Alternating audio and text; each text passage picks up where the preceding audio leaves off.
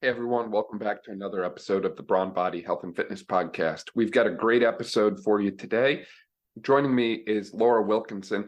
Laura is an Olympic gold medalist, and she has had such an impressive career, an impressive journey. We're going to be sharing her journey today on the podcast, and we're also going to be diving into some of the strategies and unique considerations she developed along her journey that helped her achieve her ultimate goal of winning a gold medal in the Olympics. This is an incredible episode with so much great content packed into a pretty short amount of time. I know you're going to love it.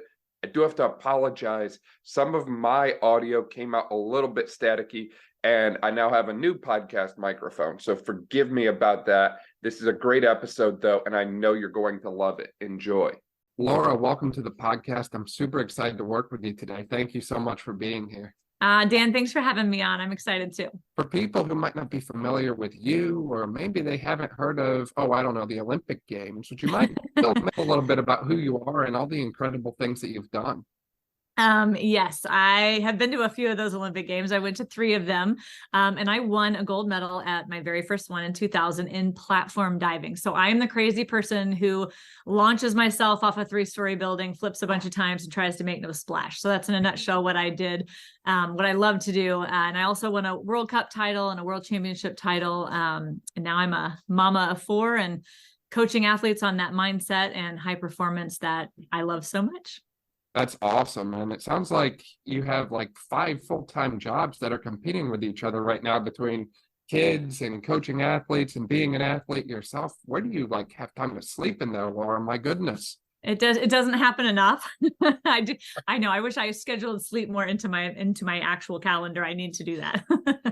Yeah, no, I can completely relate to that, especially lately. I want to take a minute, though. It sounds like you've had a pretty impressive journey, especially stemming back to, winning a gold medal in your first Olympic Games. That's pretty impressive. And, to qualify for the Olympics alone is a feat in itself, but to win a gold medal is an incredible, just an additional feat, soaring above all expectations and heights. But I'd imagine you probably had some nervousness or uneasiness leading up to that event and that competition. Walk me through what was going on kind of leading up to your first Olympic Games, if you could, Laura. Well, I was actually at University of Texas on a full scholarship for diving the year before. And that was back before you could just do an Olympic waiver and just kind of put competing for the college off a year. You could only get medical red shirts at that point, like if you had an injury or something like that, or you could leave your scholarship. And so with the Olympics in Sydney, because it was a summer games, but Sydney's on the other side, in the other hemisphere, the southern hemisphere. So their summers and winters are opposite from ours. So their Olympic Games was in September. So it was a little later. So I knew coming back into a college season could be really challenging. And I was like, if I do make the Olympics, would I want to come back to that? If I don't make the Olympics, do I want to keep going? So I actually decided to leave my college scholarship and kind of just say, hey, this might be the only chance I ever get to try to make an Olympic team, because like you said, that's a really hard thing to do. So I was like, I'm going to be all in. I can always go back and finish school. So I'm going to be all in. I'm going to go home. I'm going to train full time. I'm going to try to make this dream finally come true. And, the first few months were great. I was thinking, okay, this is going to be an awesome year. And then I ended up with a shattered right foot, a big purple cast, and 3 months to go before the Olympic trials. So that was not really part of the plan. So we were in a meet in Fort Lauderdale, Florida, and I was doing kind of our typical warm up where we do flips, gymnastics flips onto a mat.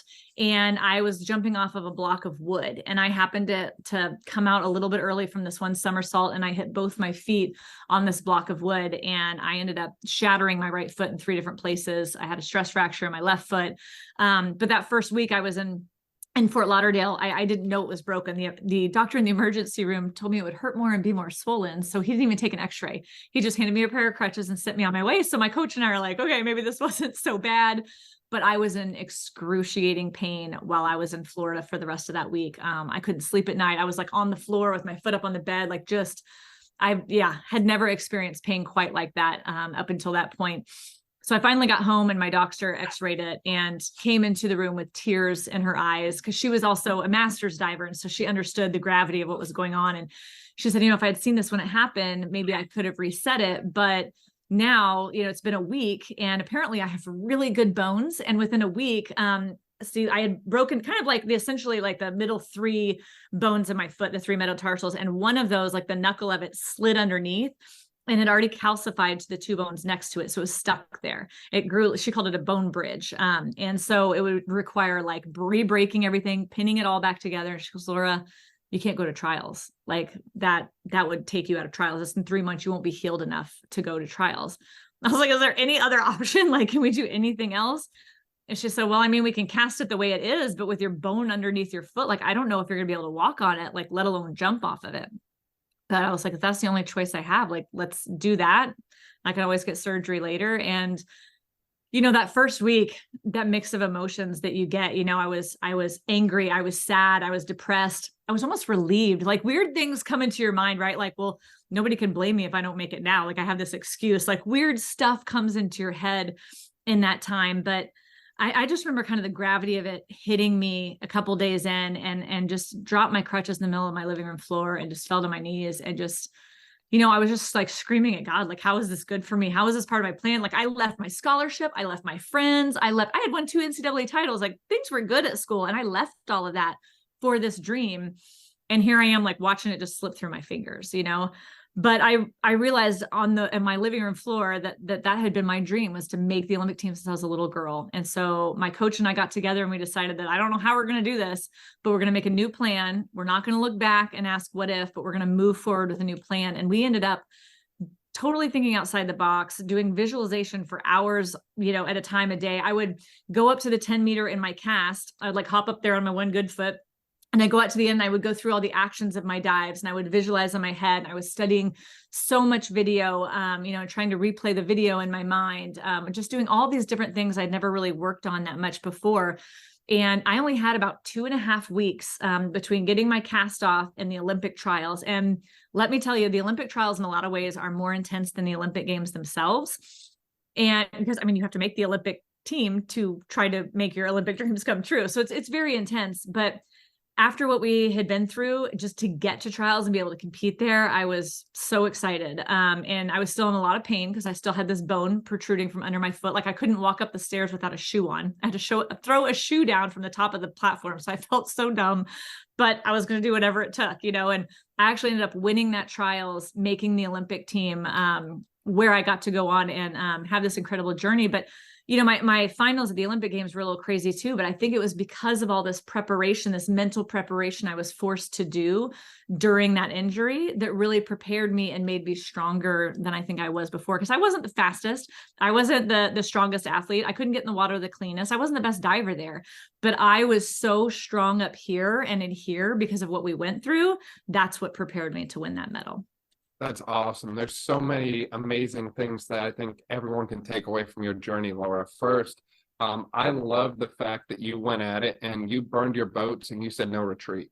It's difficult to do. It's difficult to leave that place of comfort. It's difficult to leave that place where everything is going well for a life of, well, for lack of a better way to put it, it was a dice roll. You were guaranteed nothing pursuing the Olympics. You weren't guaranteed a spot, you weren't guaranteed a shot, and you were leaving a lot behind. But the fact that you were willing to take that chance, take that risk, make that jump, diving pun there, I guess, it ended up working out so well for you in the end. And, I like to think that even if it didn't work out as you had initially hoped or planned, you still would have benefited from it and you still would have learned so much from the journey. So I think that there's something to be said about being willing to give up a state of comfort and pursue a higher status or a higher ground or pursue something that you've always wanted to do. And I love that you were able to do that. I also really like how instead of finding a excuse to back out of it when things got difficult, you found a way forward. And that's something that I think a lot of individuals, especially injured athletes, can struggle with at first. As you mentioned, you broke several bones in your foot and you had a very unique injury presentation, we'll call it. I can't say I've quite heard of anything like that before you.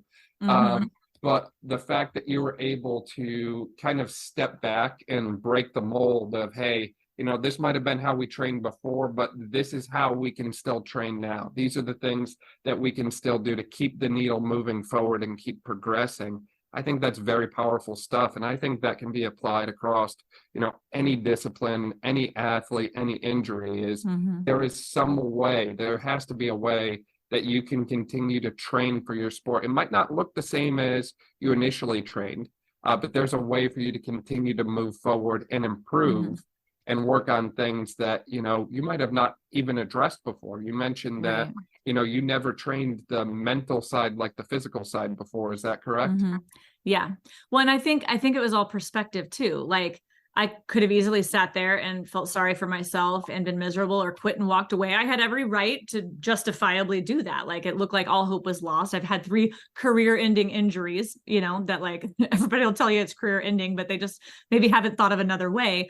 But my perspective became like, my coach and I said, we're not going to look back. We're not going to keep saying, well, what if I hadn't done that? What if that hadn't happened? It was make a new plan and only look forward. So it was a different perspective. Like, I was going forward going, I don't know if I'm going to do this, but I don't want to look back in 5 years saying, well, I wonder if I could have. I'd rather go and fail miserably trying and at least know than to always wonder and regret that I didn't give it that effort. Like, I went to 2 more Olympic Games. I didn't bring home a medal, but it did not make that journey not worth it. Like, I wouldn't trade it for anything. I won a World Cup and a World Championship on the way to that. I did things in 2008 that I had never would have been able to do 8 years before when I won the medal. Like, my degree of difficulty was like what the men were doing in 2008. Like, it was a completely different journey. So it's always really in your perspective. And like, I learned through that every time I had some kind of obstacle, it was like, okay, this is my opportunity to grow stronger in something. Like, this is in 2005, I had a really bad wrist injury. And I guess my first surgery was totally botched. Like, they clipped a tendon. Like, I have this cool party trick where my finger won't even raise up anymore, and I can't bend it anymore. So I was in a lot of pain then. I didn't know it was a botched surgery, but I was in a lot of pain, and I couldn't do a lot of dives. Like, in a workout, I didn't know if I'd get to do 1 dive off 10 meter or 10 dives. Like, I never had any clue what I could do. So I had to change my mindset from like, every dive is my last dive. So it has to be, I have to make the corrections. I have to do the right technique because I may not get another chance. And so my perspective and the way I went after each dive was completely different than I would normally train. And I ended up doing better at that World Championships, especially in the preliminary rounds. I'm notoriously a really bad preliminaries diver. I won the preliminaries of the World Championships, and I'd never done anything like that before. And I held the lead and won the title at the end because my focus had changed. It was just totally different. So every time you face any kind of obstacle, if you can look at it with the perspective of, this is an opportunity for me to grow in a different way, and just be all into that. And it's not easy. It's weird and it's scary, and you're doing weird things that other people may not be doing. But if you're all in and you believe in what you're doing and you commit to it, something great is going to come from it. You're going to grow in some way. And I think that's like the best thing that you can get. You may not always end up with the gold medal. There are plenty of times I ended up just right off the podium or did something terrible and ended up last. But like, I grew every time because I refused to let it stop me. I just wanted to keep going. I wanted to become more. And that was greater than my fear of people thinking I looked stupid or failing. So that has to be more important than that fear. I love that. I love that so much. It's almost like the obstacle that was put in your path becomes your way forward, for lack of a better way to put it. Exactly. I think there was a quote by Seneca, I believe it was, that says, a good person dyes events with their own color and turns whatever happens to their own benefit. Essentially looking at whatever happens and making it exclusively what you want to make of it, and find a way to continue to drive the good from it. And I love that was able to occur for you despite numerous setbacks, not just the foot, but the wrist as well. Because as you mentioned, it's easy to give up in that moment. It's easy to lose hope, but the ability to continue to move forward and look at that as an opportunity instead of a setback, I think is incredibly powerful. And I would imagine that those early setbacks that you faced in your athletic career have helped you kind of develop into the person that you've become today. I think that sports have such a much more broad impact than just, your physical health. I think that sports really set the foundation for who you become later in life. No, 1,000,000% agree with that. And I think it's really important too, because we talk about changing your perspective and looking at it as an opportunity, but it's also important to, like, it's okay to grieve. Like, it's okay to grieve that, like, this is not the plan I wanted. Like, this is not going the way I want. Cause like, if you don't let those emotions out too, you're hanging on to them and you're not dealing with them. And so it's still in there, like churning in your brain and your heart, and it's going to turn into like a bitterness. So it is important to, like, let that out too, even if you have to lock yourself in a room and cry or scream or whatever it is, like, to let that stuff out, because if you don't deal with it, it will affect you later down the line. So it's okay to grieve. It's okay to take some time to do that.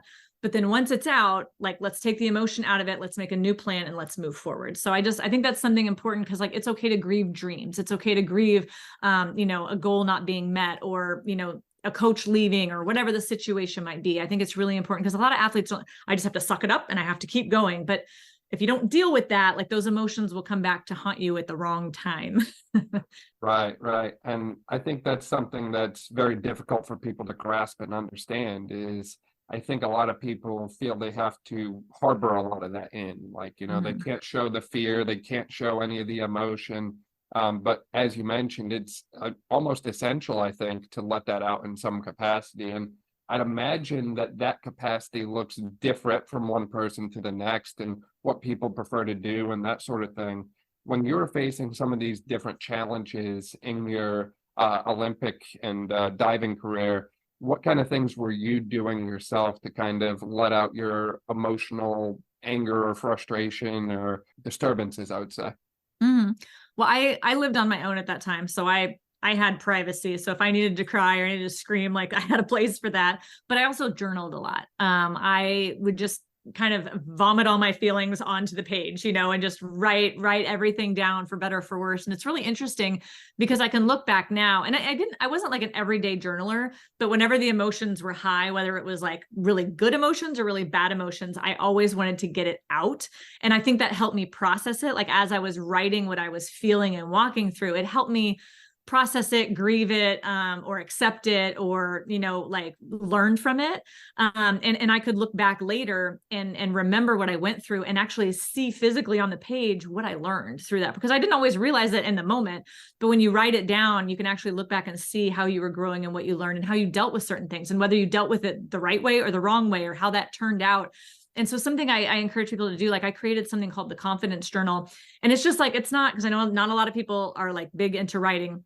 So it's like it takes 10 minutes for the whole day. And like, it basically sets your mindset up for the day, like making you focus on gratitude, making sure you're writing down your goals, that you have priorities for the day that are, that actually, are toward your goals. But then also at the end of every day, you have to record wins and lessons, like whether the day was good or bad, you're recording wins and lessons that you learned inside of that, because you can take those away every day. And I think when you can do those at the very, very least on your really good days and your really bad days, on competition days, just kind of like recording that, because you can always look back and see patterns. You can see how you process things. You can see when it worked, when it didn't, and you really become self-aware. Like, I'm trying to teach people how to learn themselves, because not everybody's wired like I'm wired. I've tried to coach other people that do not operate the way I operate. So I can't tell them to be like me, because they need something different. So I think becoming very aware of how you operate and what works for you and what doesn't work for you helps you the next time something comes around, because it's not an if, it's a when, like something else is going to come up. How do you deal with it? So it helps people navigate that better. Yeah, I love that. And I love the reflection approach, because I've noticed a lot of individuals are very fast paced, go, just keep doing things.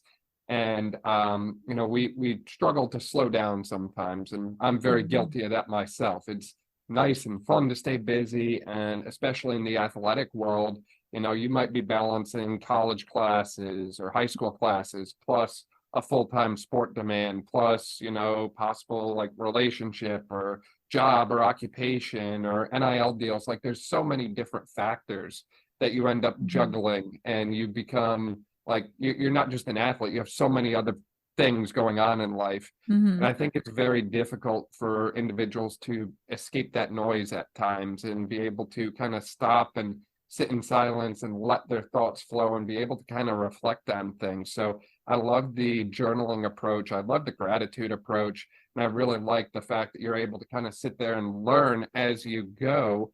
as opposed to, making the same, we'll call it a mistake, but repeating the same lesson over and over again and not actually taking away from it what you want to. It's the definition of insanity, right?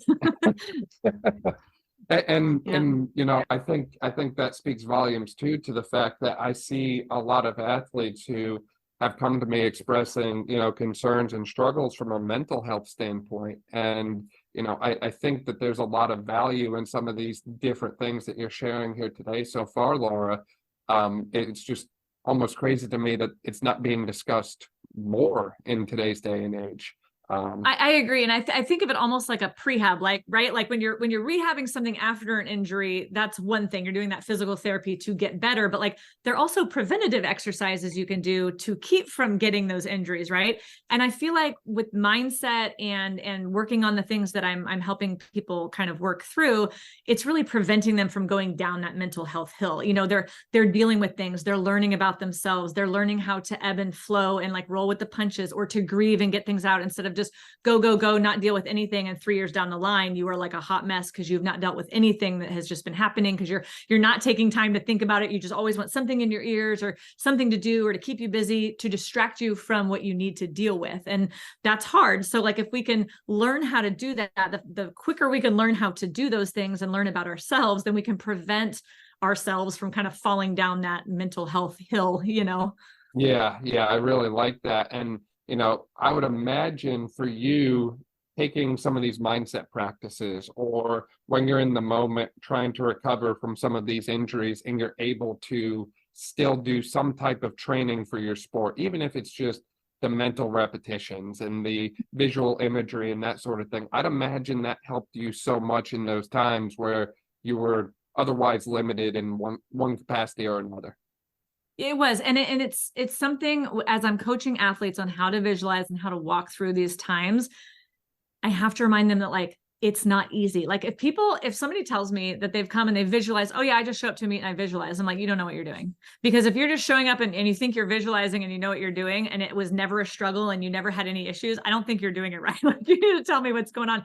Because when you start actually visualizing and really putting yourself in the moment, you are probably going to do it incorrectly, because it takes time to like figure out how to make your mind operate in the way you want it to. Visualize yourself doing perfect technique or doing something a certain way. Like some people have an easier time with like one way, looking at a first person or third person, but like it takes time and training, just like physical preparation takes time and training.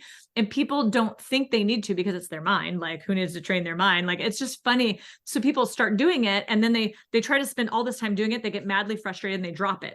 So it's like, no, start with 5 minutes, like just start slow and do a little bit. And it's okay if you do horrible in your mind. Like this is a process, and you'll get better fast if you do a little bit consistently all the time. But it does take time. And because that was something that was like maddening to me at the beginning, is I would try to visualize myself like I was watching myself in a video and I couldn't not smack on the water.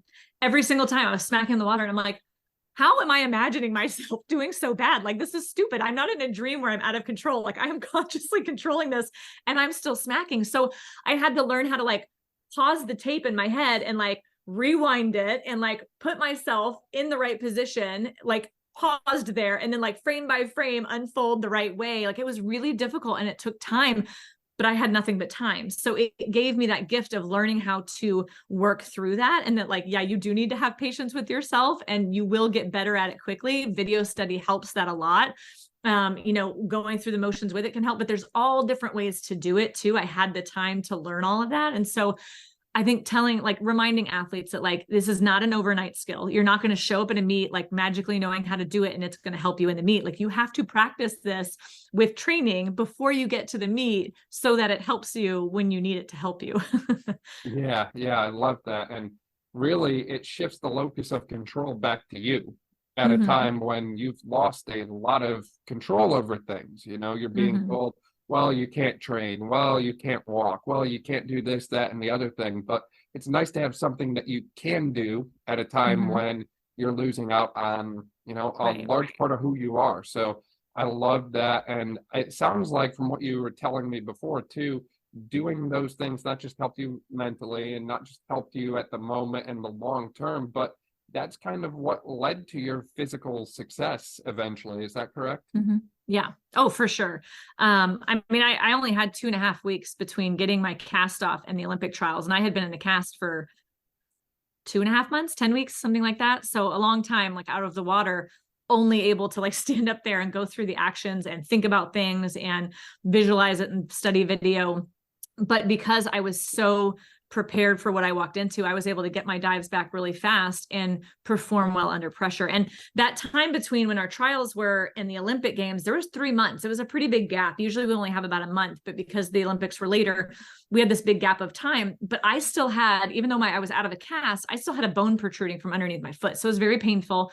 I still couldn't do a lot of training. I was very limited in what I could do.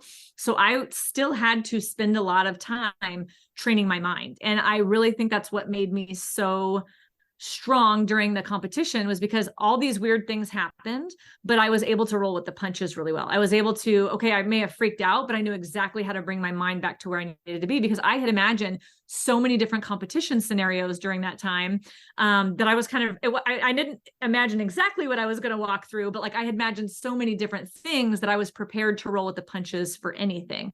So it was really valuable in that way too.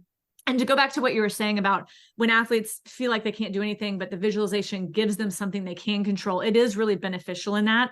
Although it can also be really frustrating, because you get to a point sometimes where you're like, how is pretending to dive going to get me to the Olympic Games? Like, this is so dumb. And I really got to a point where I wanted to give up. But my teammates, who were all younger than me at the time, I was like 22 coming back from college. My teammates were like 8 to 18, but they had been watching me day after day, week after week, doing this thing. And I was all in because it was all I could do. And they started believing in what I was doing. And so when I got to the point where I felt like I wanted to give up, they started cheering for me from across the pool deck. Like I'd do my pretend entry and they'd be like, I didn't see a drop of water, I'd give it a 10. And they started cheering and stuff for me. And it probably looked crazy to anybody watching, but I realized that I wasn't alone and that people were in this with me and they didn't let me give up. And so I think in that time, having some control over what you're doing is great, but also surrounding yourself with people who are going to walk with you through that process. Because there are going to be people, and believe me, I had people who just bailed, because it's like, oh, you broke your foot, you're counted out. Like, I got uninvited to the Olympic trials. I had to like beg for my invitation to the Olympic trials because they just assumed I wouldn't be there. So weird things like that do happen. So you need to make sure you have a very tight-knit group that is going to be there, because there's going to be those moments where even though you have control of some things still, that you just doubt, and you get to that point. So you need those people to kind of have your back and be like, no, reminding you like, this is good. You're going to come back stronger. Like, there is hope and opportunity in this. Yeah, that's a great point as well, Laura, the importance of having a great supportive system around you. And as you mentioned, it's not just having like, one person there for you. It's having an entire group of people who believe in you and are willing to do things that some might perceive as a little crazy, to help support you and get to where you want to be. And I think that's something that we often forget. We live in a time where I feel like everyone wants to be like the outlaw, do it all themselves, that sort of thing. Like, we love the prodigy. We love the one who gets the overnight success, and we scorn the workaholic. But sometimes it's the one who shows up, and even if it's just going through the motions every single day and continuing to push forward and persevere through adversity, it's the one who continues to work harder like that. I see a lot of value in the work ethic side, and I also see a lot of value in those that support that as well. But I guess what I was trying to get at there is, we live in a time where I think people are less supportive, and this could just be my opinion, but people are less supportive of the individual who is constantly grinding and working hard at something if they themselves are not doing the same thing, if that makes sense. Like, there's almost right. like and that's where you have to really buy into what you're doing. Like, belief isn't based on evidence. It's not based on what somebody else says. Like, belief is a choice. Like, you get to choose what you believe in. If you believe that this thing is possible, if you believe that overcoming this injury is possible, it's probably possible. If you believe that it's not, it's probably not. Your belief is a choice. So you have to make that choice that you're going to be all in and do those things. But at the same time, like, when people are telling you, you can't do that, it's not worth it, whatever, you're getting these different mixed things. they're usually just projecting their own fear on you, and you can choose to not believe them, because other people's opinions are not necessarily facts. So you get to choose what you believe in and who you listen to and who you don't. And, if they're like, I always had people, you're too tall, you're too old, you're not this, you're not that. Like, I always had people tell me that. And for me, it was like fuel to the fire. So, and people seem to be one of two ways. It's either fuel for their fire, or they start believing what people are telling them and they decide to quit and walk away. So you get to choose which of those people you want to be. Nobody can choose that for you. You have to make that choice. And I really believe that pretty much everything in our life is a choice. And which path are we going to choose? And that's hard, because there are really hard choices we have to make sometimes. And sometimes we make the wrong choices, but it doesn't have to be the end. Failure isn't fatal. Failure is actually very important to success. You have to fail to learn how to succeed. So, just you try to make the best choices that you can. Sometimes you will fail, but you can always come back from that. Like, as long as you have breath in your lungs, like, you can still walk out and hope in this journey. Still breathing. What advice do you give to the athlete who finds themselves in that situation where maybe they're not sure about the circle around them, maybe they're not sure if they have the support they need, and they just kind of feel uneasy about everything? What kind of advice do you give to that person? Well, I mean, like, take a look at the circle and who does like support you, who does buy into that with you, and who doesn't. Like, and even if your circle, I don't think your team has to be big. I don't think your support group necessarily has to be like 15, 20 people. I think if you've got 2 or 3 people that are all in with you and that will walk through fire with you and like support you in that, that's enough. Just hang on those people, depend on those people. If you're listening to people constantly telling you, you can't, you're not, this is whatever, this is fruitless, stop listening to them. Like, put in your headphones and listen to a podcast of somebody who's going to encourage you. Like, if you don't have people in your life who are building you up, go find them. And on your phone, like, listen to a good there are so many good positive podcasts. Go listen to Pursuit of Gold, listen to this podcast, like, listen to positive people who are going to build you up and show you the way. Stop listening to the people trying to tear you down. You do not have to buy into what they're telling you. You can choose to be positive and optimistic and look for the opportunity in what's happening to you. I love that. That goes right back to what we talked about earlier. The obstacle can be the way forward. So if the obstacle is, your circle, then that might be your path forward. And speaking from experience myself, I found that sometimes, as uncomfortable and difficult as it can be, you have to surround yourself with different people in order to continue to persevere to the higher ground of life. And that can be very difficult to do. It can be very difficult to, leave one part of your life and kind of enter a new chapter or a new page. But that's kind of what we just talked about this entire podcast. I mean, you did that in the sense of leaving the college and the comfort of the college team behind to pursue the Olympics. But you can do that same thing from a circle and connection standpoint as well, I would say. For sure. And like, back in my day, I'm going to age myself real quick here. We didn't have podcasts and all this cool stuff. We had like cassette players and Discman, where you had to load the disc in and all those things. But like, so I didn't have access to all these amazing stories. So I read books when I could of other athletes who were successful. I would record songs that meant something to me, that encouraged me in some way. And I would listen to them all the stinking time. I would record little clips of some inspirational speaker, like a Les Brown or a Tony Robbins or something. I would have those recorded to play them when I needed it. Okay, I feel like I need courage right now. Who do I need to go listen to? Like, whatever it takes. And if that's what you have to have on replay to like remind you of those things, like, that's okay. If you don't have the people in your, because I've been in a lot of situations where I was very isolated, where teammates were taken away, or I would go home and I'm leaving my team, things like that. Like after the 2004 Olympics, we had this whole training center at our pool. And after the 2004 Olympics, everybody dispersed. And I was like the only one left on our elite team. And it was like, where'd everybody go? Like, I feel really alone. And I'd had a bad surgery at the same time. So there are these isolating moments, but you can still surround yourself with encouraging voices and encouraging thoughts. You just need to choose what it is and who they are. Exactly. And ultimately, correct me if I'm wrong, but it sounds like your journey from where you were in college to where you are today, and the diving and everything else that has happened in your life, has been about something bigger than just yourself, Laura. And I think that's a huge takeaway as well for people listening, is make whatever you're doing. I don't care if it's sports related. I don't care if it's business related or health and medical or whatever. Just make it bigger than yourself. Make it about more than just you. Because from what I've understood, you have helped inspire and motivate so many other individuals. And as you mentioned, in the moment, you might not have even noticed you were doing it, but you continuing to do what you do day in and day out has made a positive impact on the world. And I think that's something that we all need to kind of be aware of and note that we should continue to strive to do with what we're doing, I would say. Yeah, for sure. And I think it's really important to find your purpose and your motivation. And like for me, for a long time, it was like I wanted to revolutionize diving. I wanted to push the boundaries. I wanted to break the glass ceiling for women and what they could do. And I did that in a lot of ways, and in doing that, I changed a lot of things in the sport. But, I realized in the middle of my Olympic final in Sydney, this long story short, I realized at one point, because of something my coach said, that it wasn't just about me and my dream to stay on top of the podium.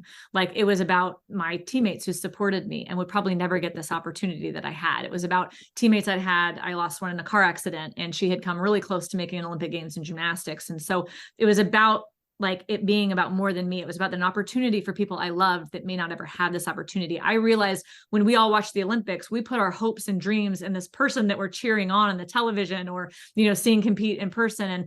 And I realized that in that moment, that it was not just me, it was for all these other people who were dreaming. And I wanted to be that person for them. And so because of that, I was able to do some incredible things in the final at the Olympic Games that I believe helped me win.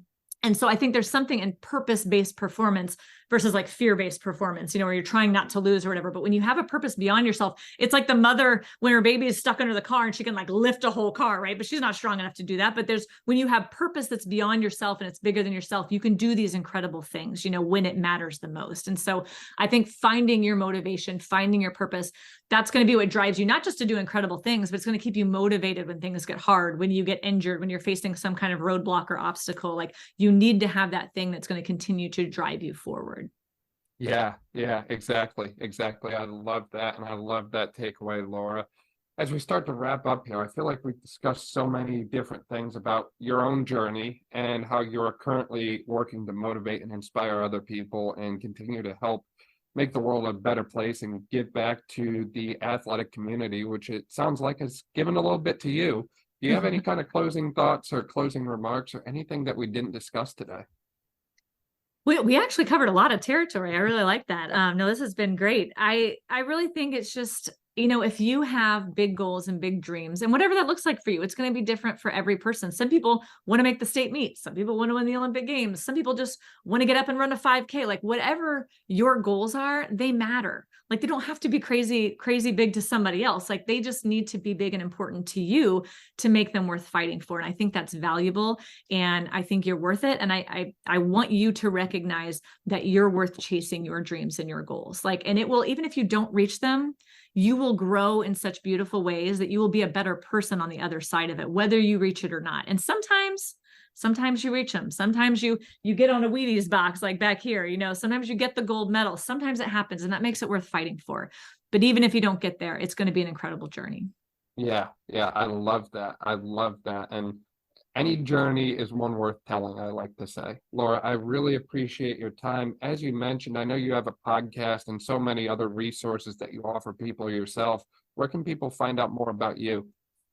Thanks. Yeah. Pursuit of Gold is my podcast. So anywhere you listen to podcasts, you can check it out. And also if you want a freebie, I've got a free guide. It's the top 10 mental skills that every athlete must have. So it's a kind of a great checklist assessment. It kind of tells you what they are. So that's just laurawilkinson.com/skills. And then I'll send you an encouraging email every week and let you know what cool podcasts are coming out. I love that. We'll link to all of that in the description below as well. So if you didn't quite catch it, you can just click below. Laura, I really appreciate your time. Thank you so much today. Dan, thank you. This has been awesome. Hey everyone, I want to take a second and tell you all about AliRx. AliRx is a at-home food sensitivity and gut health testing panel. You order online and then receive and complete your test at home for food sensitivities. You then receive a custom report online through your member portal and then receive personalized recipes and supplements that are catered to you based on your food sensitivities. If this is something that interests you, you can check out the link and description in my bio, and you can use the coupon code capital D, capital B, RAUN, capital RX. So D Brawn RX at checkout to save yourself 20%. Thank you so much for listening to this episode of the Brawn Body Health and Fitness Podcast. If you liked this episode, please make sure to share it with a friend, subscribe so you don't miss any of our upcoming episodes, and leave a review. This way we can spread knowledge and motivation and help reach more people. Thank you again for listening, and I'll see you next time.